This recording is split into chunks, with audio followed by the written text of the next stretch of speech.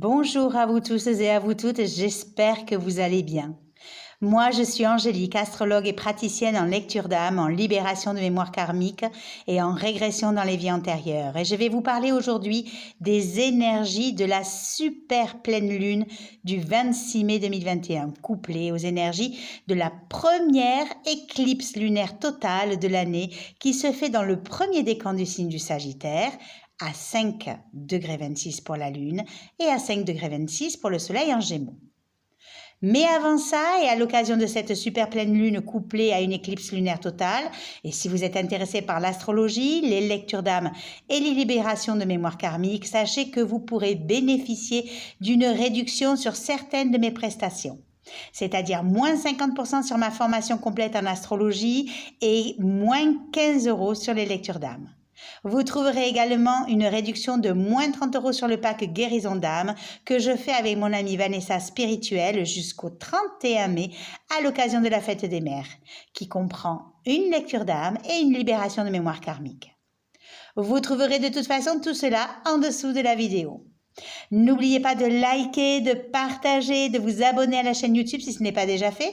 Cela me permet aussi de voir que mon travail, qui me demande quand même pas mal de temps, est apprécié et que vous le soutenez. Et cela permet aussi à ma chaîne de grandir un petit peu plus. Alors, pour rappel, la pleine lune est une phase lunaire qui se produit lorsque le Soleil, la Terre et la Lune sont plus ou moins alignés. Cela signifie que la Lune se lève lorsque le Soleil se couche et qu'elle se couche lorsque le Soleil se lève. Ainsi, la phase présentée par la Lune qui se trouve à l'opposé du Soleil est complètement éclairée, c'est ce que l'on appelle la pleine lune. Autant la nouvelle lune agit dans l'ombre de notre conscience, autant la pleine lune éclaire nos intentions et nos émotions. Ainsi, la pleine lune est la mise en lumière de ce que l'on a mis en place au moment de la nouvelle lune. Elle correspond à une période de récolte, ou pas, selon ce que l'on a mis en place lors de la nouvelle lune. Mais comme toute la lumière est faite sur cette pleine lune, il faut aussi s'attendre à ce que nous soient révélées certaines émotions qui, lors de la phase croissante de la lune, nous ont permis de les écouter, de les accepter pour pouvoir y travailler dessus.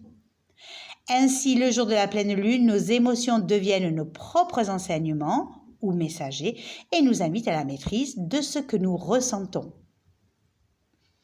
Cela s'explique par le simple fait que comme la Lune est en opposition au Soleil, cela crée des tensions dans les signes et les domaines qu'ils occupent, mais surtout, cela met en lumière une certaine problématique. Donc, cette pleine Lune est comme celle du mois d'avril, assez spéciale.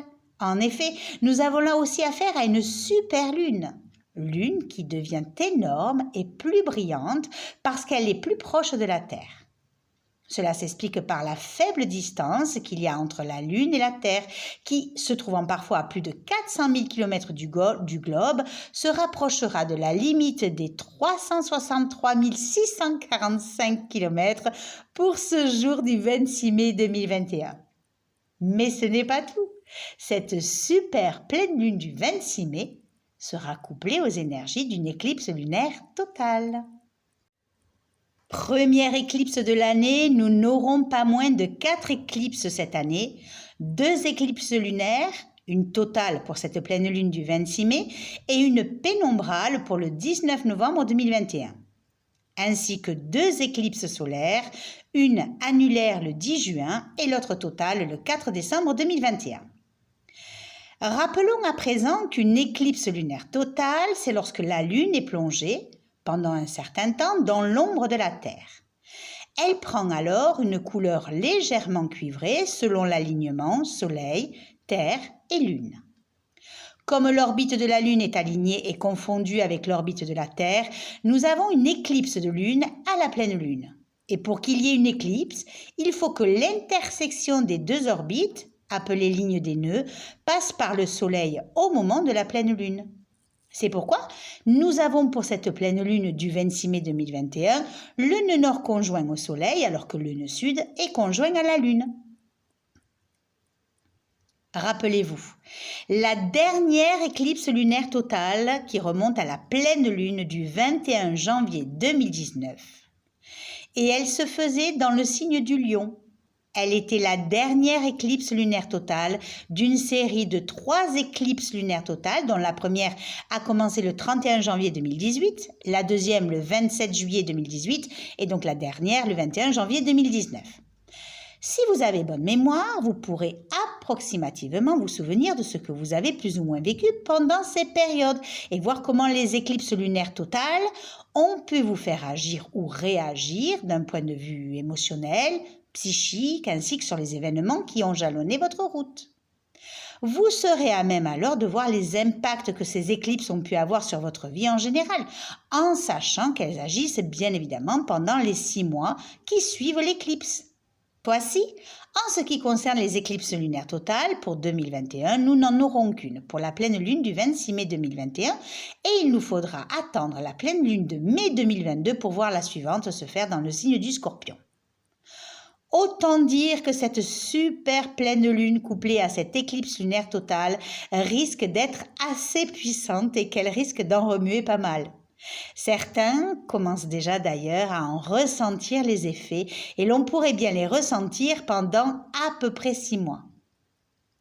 On peut donc s'attendre dans les domaines où cette super pleine lune couplée à cette éclipse lunaire totale transite dans votre thème à une fin de quelque chose qui devrait ouvrir une porte sur un renouveau ou un recommencement. La lune étant déclencheuse d'événements, voyez ce qu'elle peut bien déclencher chez vous. Quelle solution peut-elle bien vous apporter ou venir régler ? C'est comme si quelque chose s'éclipsait dans votre vie, sans faire de jeu de mots bien sûr, pour être remplacé par autre chose. Ainsi, si vous attendiez quelque chose depuis des mois, ça risque de pas mal bouger et de se manifester enfin. Donc attendez-vous à fermer un dossier dans les domaines où cette super pleine lune, couplée à cette éclipse lunaire totale, transite dans votre thème pour ouvrir un autre chapitre. Certains peuvent même le vivre comme une révélation intérieure qui illumine déjà tout leur être. Ainsi, cette super pleine lune couplée à l'éclipse lunaire totale se fera dans le feu du Sagittaire, ce qui nous parle d'ambition, d'idéal, d'impulsivité, d'ardeur, d'autorité, d'agressivité, de dispersion, d'énergie, d'endurance et d'emballement. C'est aussi le signe qui correspond au voyage, à l'expansion, à la spiritualité et à l'élévation de l'âme. Dans ces énergies, on pourrait parler de rassemblement, de comment vivre tous ensemble et comment rassembler nos énergies en vue d'un but commun. C'est la recherche de sens et de quête de sens qui nous invite à nous dépasser, à nous engager à fond pour défendre nos idéaux et nous pousse à voir grand, parfois trop grand, sans tenir compte de la réalité. Cette lune nous invite donc à la confiance en la vie, à son mouvement et à son évolution. Elle nous ouvre sur des horizons nouveaux en sollicitant en nous un désir d'expansion, peut-être même aussi d'évasion, encore plus si on se sent enfermé. Il est possible d'aborder une toute nouvelle compréhension de la vie ou des choses et nous amener à passer un nouveau palier en invitant notre âme dans un voyage intérieur qui dépasse l'entendement. Est-ce que cela veut donc dire qu'avec la conjonction Lune-Nœud-Sud, c'est tout ce que je viens d'énumérer qu'il va nous falloir quitter pour aller vers ce nœud nord en Gémeaux ? Car je vous rappelle, il s'agit de quitter les énergies karmiques au nœud sud pour se diriger vers notre devenir au nœud nord. Non, rassurez-vous. Mais par contre, voyons en détail comment ces énergies du Sagittaire nous sollicitent. Symbole de connaissance et de savoir, c'est comme si dans la maison où il se trouve dans votre thème, vous ayez l'impression de devoir passer par des écrits, des dogmes, des carcans, des choses bien établies, en apprenant par vous-même et en enrichissant vos connaissances des divers apprentissages que vous pourriez rencontrer, qui finalement vous poussent à comprendre le sens de la vie, à commencer par votre propre vie. Comprenez bien que si vous n'aviez pas en face le signe du Gémeaux qui vous aide à communiquer, et si l'on devait s'appuyer que sur les énergies de ce Sagittaire, il se peut que dans cette puissance, l'être n'écoute que lui, détruisant tout obstacle qui l'empêche d'avancer, avançant pour être le meilleur et gravissant les hauteurs, avec sa seule force et sa seule prétention, ce qui finirait par le rendre inaccessible. Ce qui veut dire que ce qui nous est demandé, ce qu'on nous demande de quitter finalement dans cette conjonction Lune-Nœud-Sud en Sagittaire, c'est de ne plus s'enfermer, de ne plus s'isoler avec excès dans nos croyances, notre spiritualité, nos dogmes, nos idéaux, nos buts, qui ont tendance à nous faire croire que seule notre vérité compte. C'est de ne pas agir ou de ne pas s'imposer avec force, à moins qu'à l'inverse, cela nous demande de mieux nous enraciner pour exister afin de ne pas perdre pied. Peut-être devons-nous permettre à ce qui brûle à l'intérieur de nous de moins nous enfermer dans des cages dorées qui nous coupent de notre entourage. Sortir de ce rôle sérieux et donner un peu plus de superficialité à notre personnalité, comme être un peu plus fantaisiste, moins se borner à une seule vérité, mais s'ouvrir à la multiplicité en Gémeaux. Ce que finalement, ce nœud nord conjoint au soleil en Gémeaux nous demande, tout en acceptant que l'autre soit différent et qu'il ait des pensées ou des croyances différentes de soi. Il s'agit donc d'arriver à garder un esprit souple et ouvert. Maintenant que l'on a compris ce mode de fonctionnement avec cet axe Gémeaux-Sagittaire, il nous faut comprendre ce qu'il nous faut lâcher, quitter, se détourner avec la conjonction Lune-Nœud-Sud pour aller vers ce nœud nord en Gémeaux.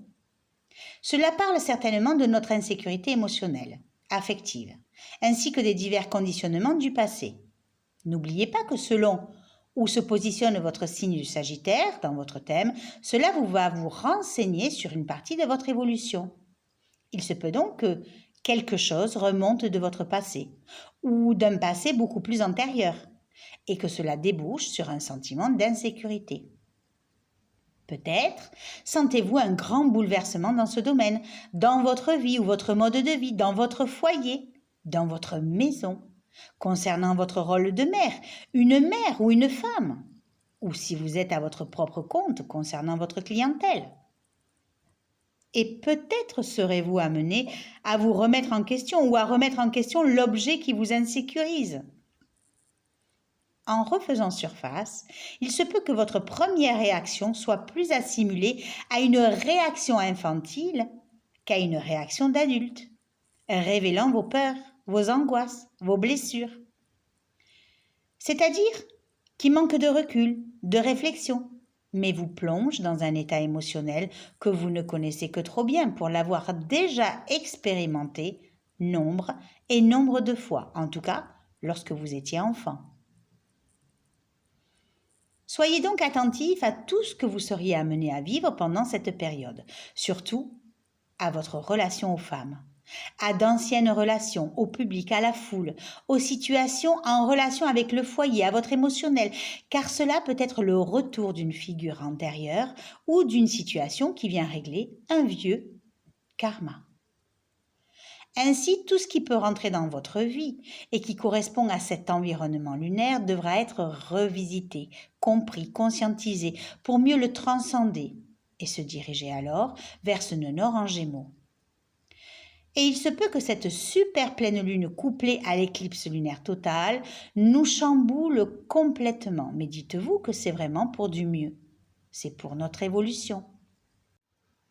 Donc attention si vous êtes en famille, car avec un Mars en Cancer, une énergie de feu, d'action, d'intensité, de passion qui est en dissonance à la Lune en Sagittaire et conjoint au nœud sud, peut-être serez-vous amené à quitter une certaine façon de penser, certaines croyances, peut-être aussi un certain côté buté, une certaine vérité, car si vous ne lâchez pas prise, et si vous ne comprenez pas ce qui se joue inconsciemment dans votre vie pendant cette période, vous pourriez le vivre dans la révolte, voire l'insatisfaction, et sentir que les énergies vous poussent à la confrontation, au débordement émotionnel, peut-être même de façon agressive.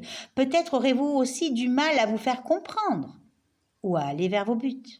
Il peut donc y avoir des disputes, des sautes d'humeur. Vous pouvez vous sentir beaucoup plus susceptible au sein de votre famille, de votre couple ou de votre foyer. Il se peut donc que certains se laissent envahir par leurs émotions, que d'autres manquent de pondération, ce qui, vous l'avez bien compris, ne va rien arranger au rapport que l'on peut avoir avec les autres ou avec notre entourage.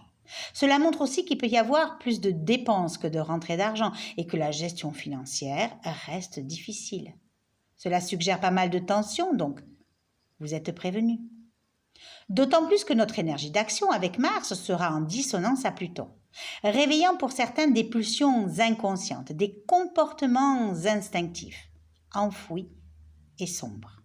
Il se peut qu'entre ce que l'on a envie de mettre en place et ce que la vie nous propose, on se sente frustré parce que les situations bloquent ou compromettent certains de nos projets. Certains pourraient se sentir en colère et agressifs dans leur profession ou en famille, ce qui peut générer de la violence, aussi bien verbale que gestuelle. Et ce n'est pas la dissonance Soleil-Mars qui aplanira les énergies, car cela maintient les tensions ou les épreuves que certains pourraient vivre dans les échanges, la communication ou les partages. La seule chose qui pourrait nous aider à ne pas prendre part à ces énergies de tension, c'est de nous connecter à nos idéaux, à notre spiritualité, à notre empathie, notre compassion et notre bienveillance avec l'harmonie Mars-Neptune, soutenue par une harmonie Vénus-Mars qui nous permet de tempérer nos ardeurs et d'apprécier toute chose à sa juste valeur, d'en apprécier toute la quintessence. Voyez-vous, on peut même suggérer que d'un point de vue collectif, ces énergies de tension, de feu et d'excès ne font pas bon ménage dans un signe qui représente l'étranger, les voyages, les négociations, la conquête, les relations commerciales ou les exportations. Et l'on peut penser que des tensions peuvent commencer à se mettre en place ou avoir lieu dans les mois à venir, provoquant des révoltes ou des confrontations. Ces énergies qui poussent à la révolte se font de façon brutale, notamment contre toute discipline ou contrainte. Mars, le dieu de la guerre, énergie de feu et d'action, se retrouve en proie avec Pluton, la destruction. Espérons que chacun, collectivement et individuellement, nous puissions canaliser ces énergies qui nous traversent et nous rendre maîtres plutôt que de nous laisser influencer par elles. Mars en Cancer peut parler d'un peuple mécontent ou d'un gouvernement menacé. Mars représente les forces armées, le pouvoir militaire, les armes, le feu, les luttes ou les blessures qui en Cancer agissent pour ou contre le peuple.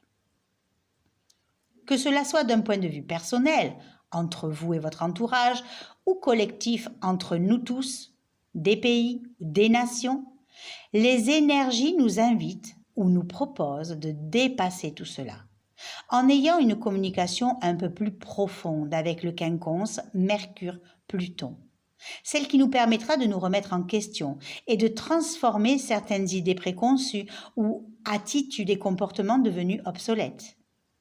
Il y a ici une forme d'initiation qui nous invite à la compréhension par le cœur, de part et d'autre, avec le biquintile Vénus-Pluton, qui invite à l'ouverture à l'autre, c'est-à-dire de se mettre face à lui dans ce que l'on a de plus vulnérable, mais aussi de plus beau et de plus vrai, afin de pouvoir créer ensemble un amour qui transcende toutes les imperfections et bassesses de la vie.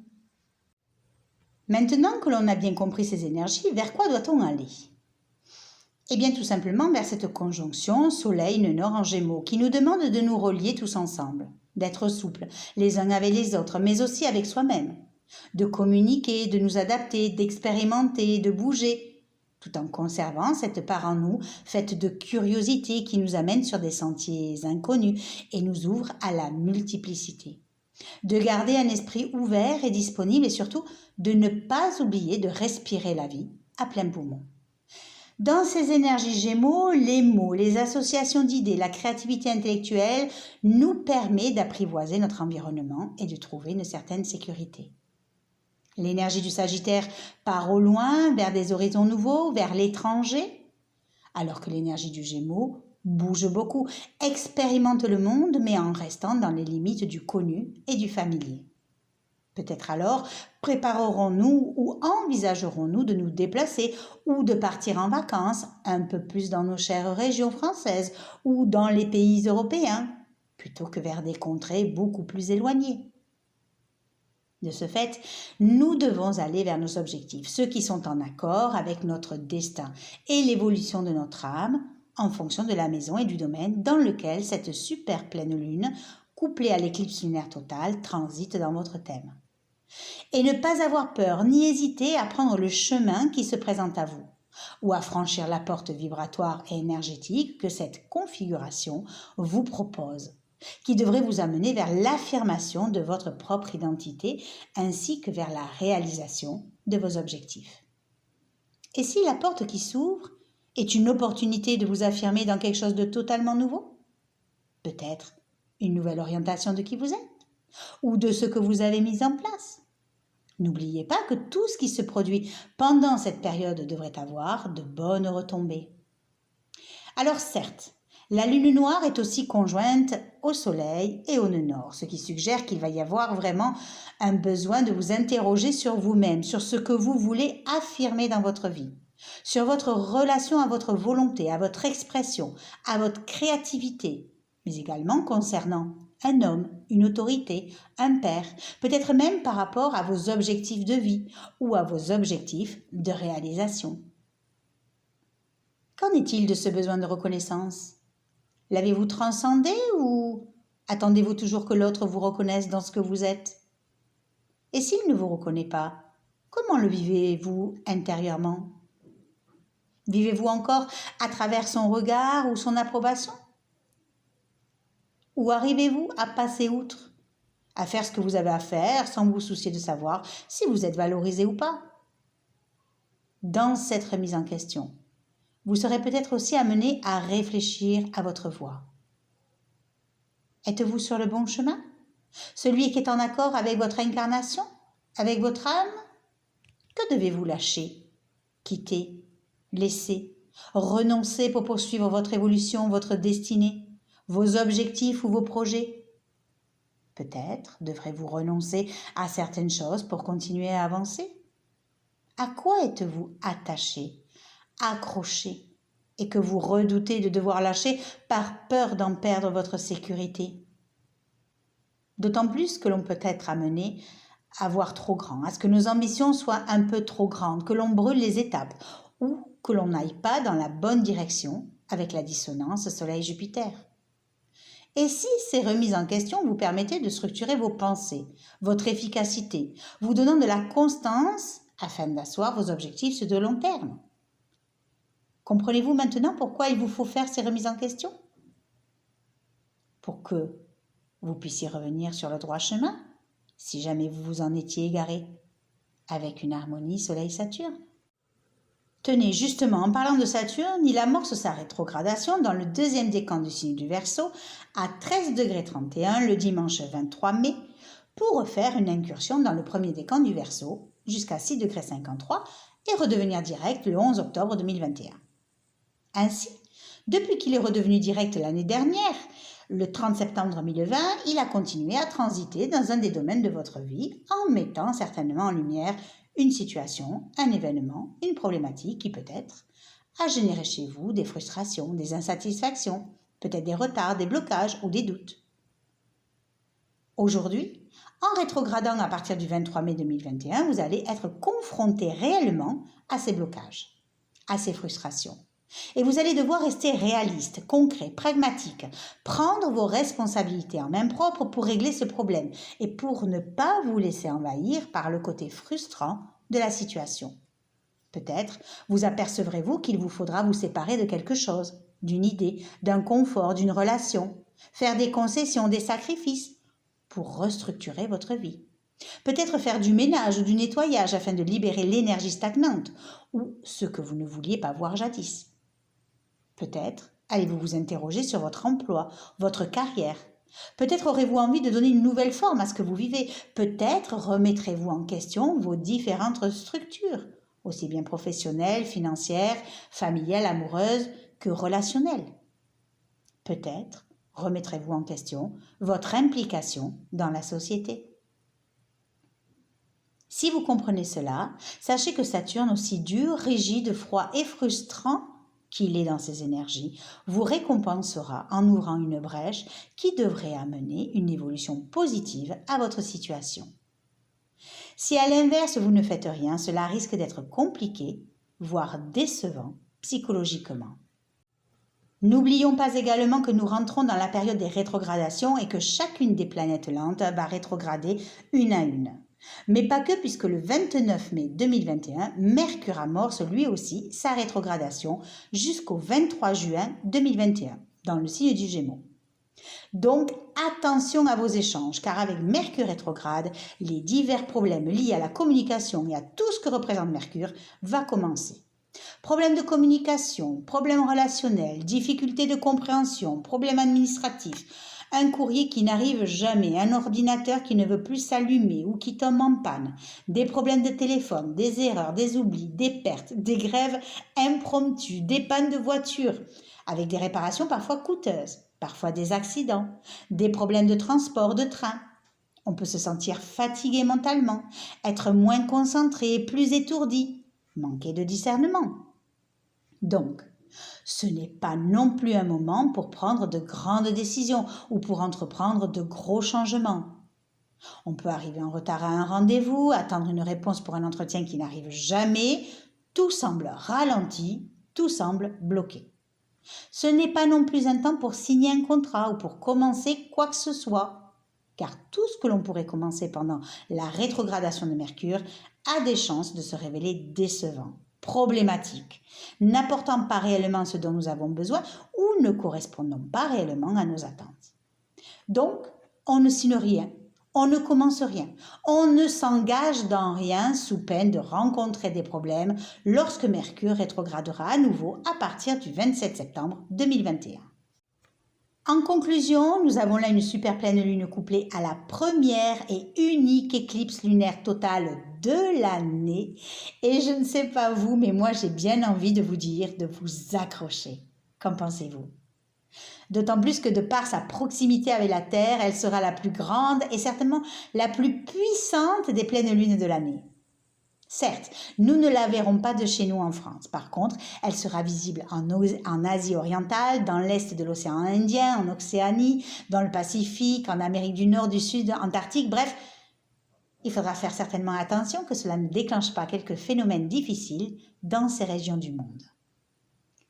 D'un point de vue personnel, nous allons pouvoir mettre fin à quelque chose, débloquer, achever, régler, mettre un terme, fermer de vieux dossiers, afin de récolter ce que l'on a semé et que l'on attend peut-être depuis des lustres, car enfin ce qui bloquait risque de se libérer pour nous ouvrir sur quelque chose de totalement nouveau. Bien sûr, je vous invite à regarder dans quel domaine de votre vie cette super pleine lune couplée à l'éclipse lunaire totale transite dans votre thème pour savoir quel domaine de votre vie risque d'être impacté.